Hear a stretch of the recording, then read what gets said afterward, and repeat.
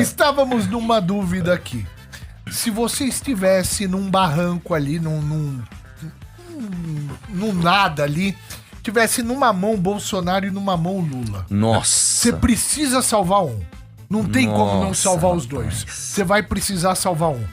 Mamãe falei ali num... Como que eu posso chamar? Um precipício? Precipício. Ali. Boa. Lula numa mão esquerda e Bolsonaro na mão direita. Você tem que salvar um. Não tem... Você tem que salvar Cara, um e soltar o outro. Eu acho que eu salvaria o Bolsonaro porque o Lula é mais perigoso, cara.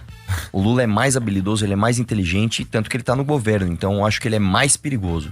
Talvez eu acho que a resposta certa seja essa, porque apreço por nenhum dos dois, eu não tenho por nenhum dos dois, né? Inclusive, agora, não sei se vocês querem falar disso, mas no caso do Banco Master, não sei se vocês viram, né? Vamos falar já. Vocês querem falar disso? Então vamos calma lá. aí, vamos falar já.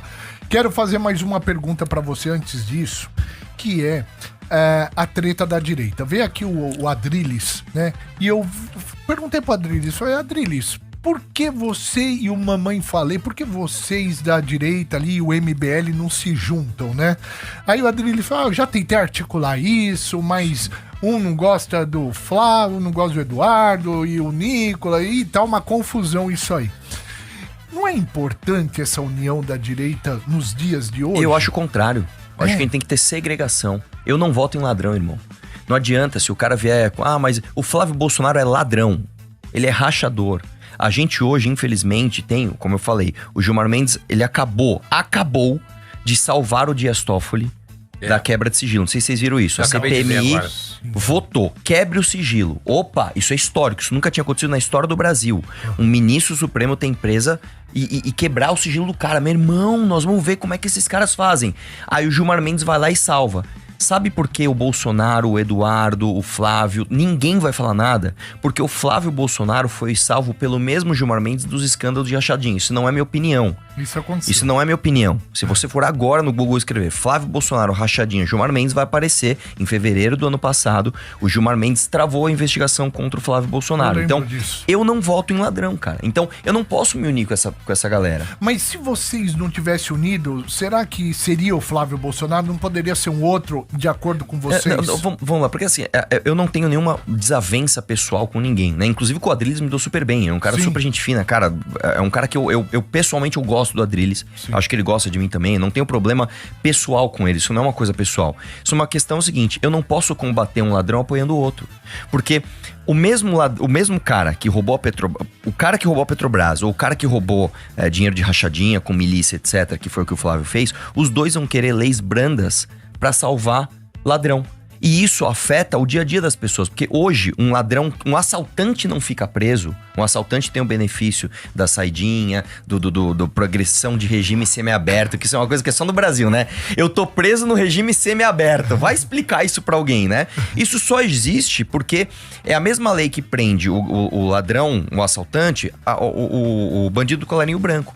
Então se o cara ele é ladrão de rachadinha, ele não vai querer enrijecer as penas. Então eu não posso apoiar esse cara. Mas você tá acusando... Eu tenho que infelizmente, chamar uma música e a gente continua. Peraí.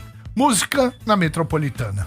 Fala, Rafael. Ele tá acusando o Flávio Bolsonaro de ladrão. Sim. Né? Não, mas isso apareceu. Você não tem medo disso, não, cara? Inclusive eu desafio aqui o Flávio Bolsonaro. Me processa. Mas eu posso trazer alguns elementos que a gente pode discutir tem que ter aqui. prova pra falar isso. Eu vou te falar fatos. Isso ele não nega, tá? Isso é fato. Vamos lá. Fato número 1. Os funcionários do Flávio Bolsonaro, tá? Eles sacavam mais de 90% do salário no caixa eletrônico da própria Assembleia. Isso é normal? Não. Isso não é normal. Outra coisa. A loja de chocolates do Flávio recebia mais valores em dinheiro vivo... Copenhague, né? No dia que esses funcionários ganhavam os seus salários. Isso é normal? Isso não é normal. O Queiroz, que é chefe de gabinete do Flávio, assumiu que fazia rachadinha. Ele falou, eu fazia rachadinha. E ele pagava em dinheiro a escola dos filhos do Flávio e os planos de saúde das filhas do Flávio em dinheiro. Isso é normal? Isso não é normal. Um policial militar comprou mais de 20 mil reais em panetone em dinheiro na loja do Flávio. Isso não é normal. O mesmo policial militar pagou um boleto de 16 mil reais pro Flávio e esqueceu. Tipo assim, cara, putz, esqueci que eu te paguei um boleto de 16 mil reais. Então, É muita coisa, cara. Os GPS dos servidores do Flávio ficavam fora da Assembleia enquanto eles deveriam estar trabalhando. Tinha assessor do Flávio que sequer morava no Rio de Janeiro. Claramente era funcionário fantasma. Então, não dá, gente, pra gente apoiar esse cara. Aí eu vou te dizer uma coisa. Ah, mas é roubo de galinha. Não é. O Flávio, ele roubou dezenas de milhões de reais. E por conta disso, por ele ter rabo preso, ele não pode bater de frente com o Gilmar Mendes. Ele não pode bater de frente com o Toffoli. Ele não pode bater de frente com o Alexandre de Moraes. Tanto que, quando perguntaram pra ele no Roda Viva, o que você acha de impeachment de ministro? Ele falou, não, impeachment de ministro não. Eu quero impeachment do Alexandre de Moraes ontem. Eu quero impeachment do Gilmar Mendes e do Toffoli agora. Entendeu? Nós podemos bater na mesa, porque a gente não tem rabo preso com ninguém, entendeu? Boa. Camila... Eu quero saber agora o seu top 5 políticos mais perigosos. Mais perigosos? Número 1, Lula. Número 2, Zé Dirceu, tá? Porque as pessoas, mas o Zé Dirceu, ele pode estar fora do mandato, mas ele é político, tá? Número 3, Jair Bolsonaro, colocaria Jair Bolsonaro, porque ele é um cara extremamente influente. E eu vou fazer o seguinte, vou fazer uma coisa diferente. Entre 4 e 5, eu vou colocar ali as figuras genéricas do Centrão. Porque são figuras que às vezes não aparecem muito, mas nos bastidores eles articulam tudo. Eu posso dar um exemplo aqui do próprio senhor Gilberto Kassab. O senhor Gilberto Kassab é um dos homens mais inteligentes do Brasil. Ele é um cara que tem todo mundo na mão dele. A eleição do Tarcísio tá na mão dele. A eleição do próprio...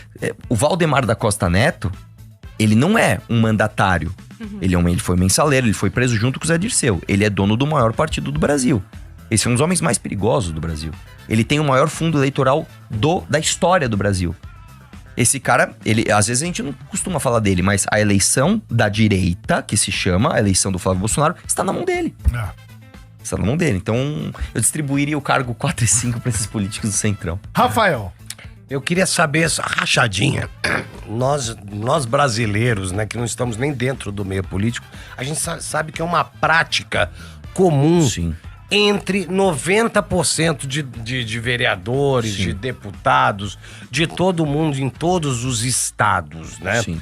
Me diz uma coisa, eu queria que você falasse dessa prática das rachadinhas, que é conhecida por todos os políticos. Sim, o lance é o seguinte, cara, entenda que a minha crítica, ela não é uma crítica moralista.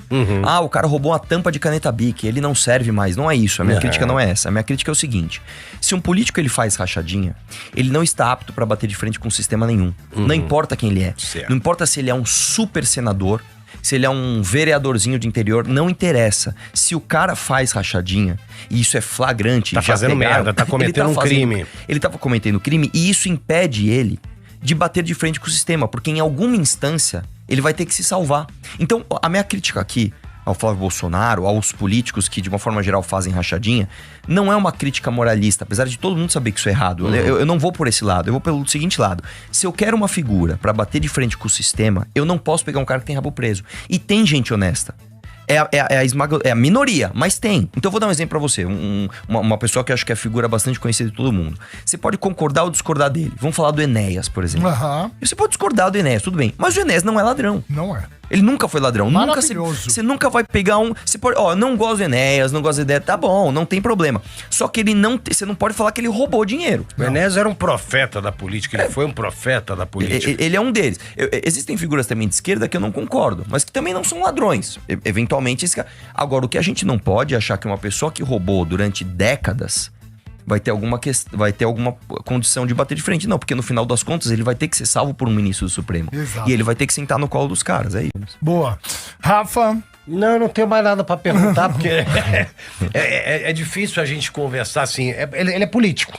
Sim. Não, é assim. Mas, Rafael, deixa eu te falar uma coisa. O teu problema é o seguinte, Não, cara. brother, assim, você é apaixonado pelo Bolsonaro e tá tudo certo. Eu não sou apaixonado. Você sou apaixonado pela minha mulher e pela minha mãe e pelo meu pai. Deixa eu te falar uma coisa. Você acha certo... pelo Bolsonaro. Vou dar um exemplo. Você acha certo... Bolsonaro nunca me propôs, nunca vou dar um me exemplo deu pra você. nada, brother. Você acha certo... Eu tô perguntando pra você como repórter, como jornalista. Sim. E eu tô falando pra você. Mas então... que o MBL e o Missão é a maravilha. Todo mundo é uma merda. Só mas o MBL... eu vou fazer o quê? Agora eu vou te trazer um só fato. você dar um Google aqui, o MBL... Então, o MBL MBL tá envolvido em vários esquemas de lavagem de dinheiro. Não tem nenhum esquema, cara. Não, é só você dar Não, aí eu vou te fazer uma pergunta, ó, é uma pergunta objetiva. Então você acha certo o chefe de gabinete... Você tá dizendo que você é. Você acha certo o chefe de gabinete do Flávio Bolsonaro pagar em dinheiro as escolas das filhas do Flávio? Você acha certo isso? E você acha legal? Não, é só uma pergunta. Não, também não acho legal. Então pronto, você acha ótimo, legal também ótimo. o Renan fazer dinheiro de campanha através de lavagem de dinheiro por familiares? Mas não existe isso, cara. Lógico que existe. De onde você tirou isso? Tá aqui, tá toda a imprensa fala aqui. Não só tem você dar imprensa aqui. nenhuma. Renan, Renan nunca fez MBL, é só você ver aqui que você vai achar. Mas, fala uma coisa, isso é uma... Não tem, deixa eu te falar. Isso não tem denúncia, isso não tem nada. Fontes sérias. Não tem nada. Isso não tem nada. Você só inventou isso. O Renan nunca pegou dinheiro público. Como é que é? Não, lavagem de dinheiro. O Renan nunca lavou dinheiro pra nada. Através dos seus familiares. Não, cara, deixa eu te explicar o que é lavagem de dinheiro pra você entender. Lavagem de dinheiro funciona assim, ó. Vamos supor que você conquistou um dinheiro ilícito. Você vendeu drogas e você ganhou um dinheiro ilícito. Certo. A lavagem de dinheiro é o seguinte: você, através de uma atividade ilícita, você finge que você ganhou esse dinheiro e através disso você lavou aquele dinheiro. Aí você pode usar pra comprar um carro, pra comprar um apartamento, de forma quente, que se chama. O Renan nunca fez isso, cara. O Renan nunca roubou dinheiro. O Renan ele sequer esteve num cargo público. E não é porque o Renan é bonzinho, é porque ele é um homem honesto. Sim. Assim como você, assim como eu, assim como o Marcelo. Então, sim, existem pessoas honestas no Brasil que querem fazer uma mudança. Agora, é óbvio que quando eu apresento um problema do teu candidato, provavelmente você vai votar nele, que é o Flávio Bolsonaro, você, em vez de justificar isso, você tenta apontar o dedo pra qualquer outra coisa que sequer existe. E tá tudo bem, porque isso é um sintoma de paixão. Quando a gente tá apaixonado por uma mulher, por exemplo, que tá traindo a gente, às vezes o amigo fala, tá te traindo, você briga com o teu amigo, não com a tua mulher. Então eu tô te falando, cara, o Flávio Bolsonaro é ladrão. O Flávio Bolsonaro é rachador. O Flávio Bolsonaro, cara, os funcionários dele sacavam 90% do salário. Isso é coisa de rachador. Eu acompanhei o caso. Então pronto, repete comigo aqui no microfone. O Flávio Bolsonaro é rachador, repete isso comigo. Não, ele foi acusado. E quem salvou ele? Não sei quem O salvou Gilmar ele. Mendes, tô acabando de falar, isso é fato. Pesquisa no Google agora. Gilmar Mendes, em fevereiro do ano passado, fez merda, salvou... tem que pagar, eu não tô Então vamos ser bem claro aqui, eu disso. estou te falando. Entendeu? O Flávio Bolsonaro é um ladrão rachador. Os funcionários do gabinete dele pagavam a loja dele de chocolate em dinheiro para policiais, por exemplo, pagarem 16 mil reais de boleto pro Flávio Bolsonaro e falar que esqueceram. Isso é coisa de ladrão. Eu posso vir aqui e falar, Flávio é ladrão. Você consegue falar isso comigo? Não, eu não consigo. Você não consegue porque eu não você ama a família porque Bolsonaro. Eu não tenho prova. Eu não consigo porque eu não tenho prova. Então deixa eu te fazer. Vamos inverter. Eu vou te contar uma outra coisa. Se eu tivesse um chefe de gabinete que pagou as escolas dos meus filhos em dinheiro, que 90% dos meus funcionários sacaram dinheiro no caixa eletrônico, tá? Que um policial me emprestou 16 mil reais e falou que esqueceu. Você não acha que você me acharia um ladrão? Brother. Para, Rafael, claro que você ia, cara. Você ia falar assim, cara, você é um ladrão, bicho. Você pode até não falar na cara pra você não ser grosseiro, mas você ia falar, claramente esse cara é um ladrão. Não, é um político safado, como a maioria. Exatamente. Então, Sim. Beleza. Eu tô falando pra você, o Flávio Bolsonaro é isso. Aí você pode falar, como a maioria, ele é safado. Beleza. Porque a maioria, de fato, é rachador. Mas então não confie no Flávio Bolsonaro pra bater de frente com o STF. Porque o Flávio Bolsonaro depende do STF pra não ser preso. É isso que eu tô querendo dizer. A minha crítica ao Flávio, eu vou repetir aqui, ela não é uma crítica moralista. Ele roubou um clipe, tá errado. Não é isso. Ninguém aqui é bobo, cara. Eu quero alguém que resolva o problema. O Flávio Bolsonaro não pode resolver o problema do Brasil. Ele não pode bater de frente nem com o STF e nem com o PCC, mano. Porque ele é ladrão igual, cara. Entendeu? É isso, a minha crítica é essa. Esse ano, as pessoas, para evitarem o Lula, que é o maior ladrão da história do Brasil, vão ser forçadas a votar em outro ladrão chamado Flávio Bolsonaro. E se eu estiver mentindo, eu quero que o Flávio me processe. Flávio, você é um ladrão vagabundo. Me processe. E eu não voto em ladrão, não vou apoiar ladrão. Ponto. É isso. Falou, hein? Mamãe, mano. Rapaziada, uma vez eu ouvi uma frase que dizia mais ou menos assim: discutir com alguém que renunciou à lógica é como dar remédio a um homem morto. Eu acho que isso explica bastante da paixão política.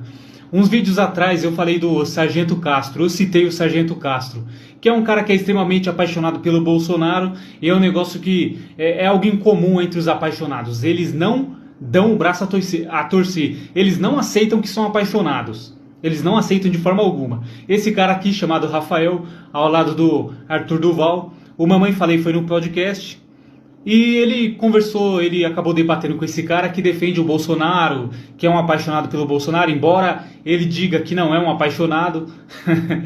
É algo comum entre todo apaixonado negar que é um apaixonado, e é um negócio de maluco, irmão. É um negócio de louco mesmo.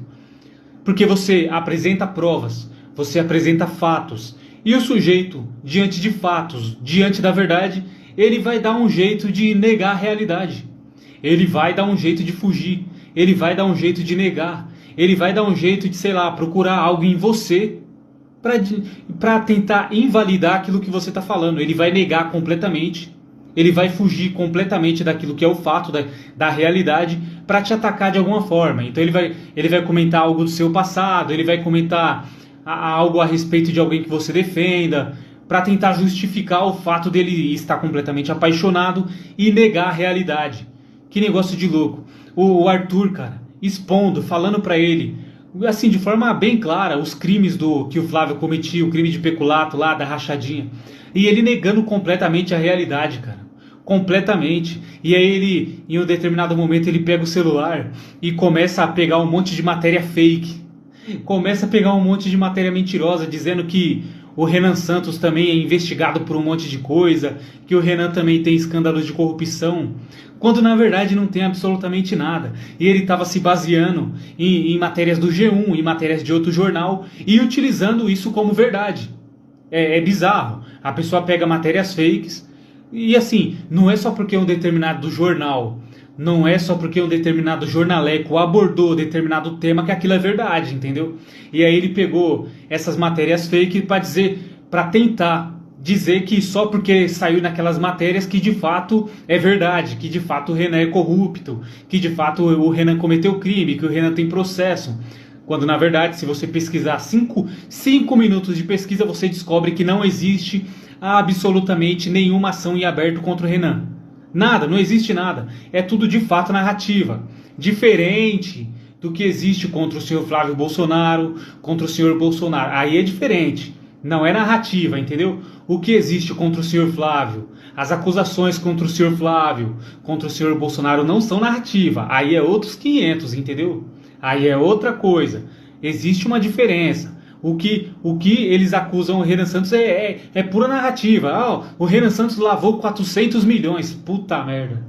Irmão, não tem o menor cabimento, não tem base nenhuma isso. Não tem absolutamente base nenhuma. E todas as acusações contra o Renan são pueris. Você consegue desmantelar, desmanchar, destruir, aniquilar essas opiniões de merda contra o Renan Santos em fração de segundos. Porque o Renan Santos tem um monte de processo trabalhista. Primeira coisa, ele trabalhava com recuperação de empresas falidas.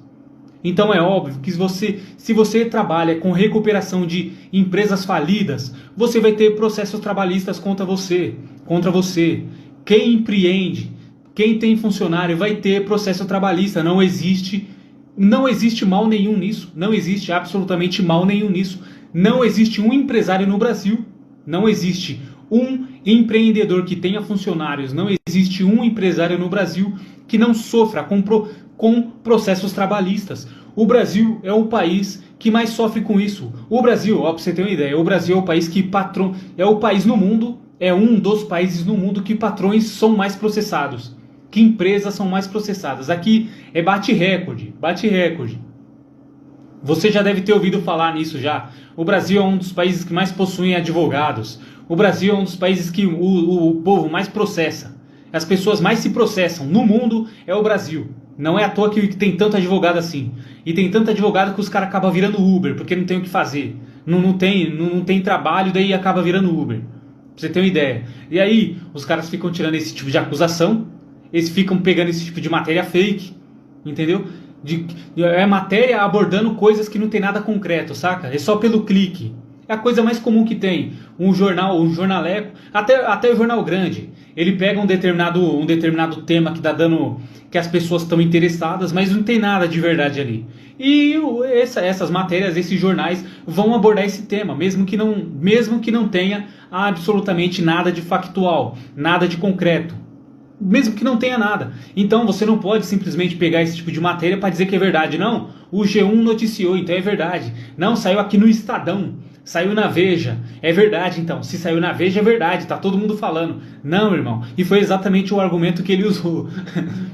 É ridículo. Foi o exato argumento que ele usou para querer meio que criar uma justificativa, sabe? O Renan Santos também é investigado, o Renan Santos também é corrupto. Por que você tá falando do meu corrupto enquanto o seu corrupto é mais corrupto que o meu corrupto? Cara, que negócio ridículo.